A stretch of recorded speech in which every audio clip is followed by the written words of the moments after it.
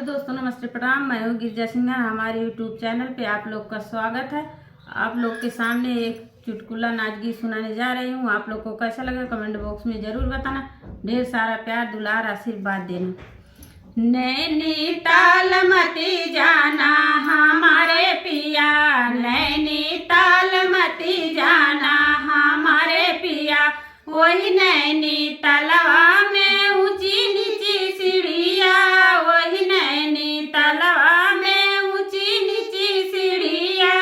हरकवा दूर से मंगाना हमारे पिया, टिकवा दूर से मंगाना हमारे पिया। नैनीताल मती जाना हमारे पिया, वही नैनीतालवा में ऊंची नीची सीढ़िया, वही नैनीतालवा में ऊंची नीची सीढ़िया। झुमका दूर से मंगाना हमारे पिया, झुमका दूर से मंगाना हमारे पिया।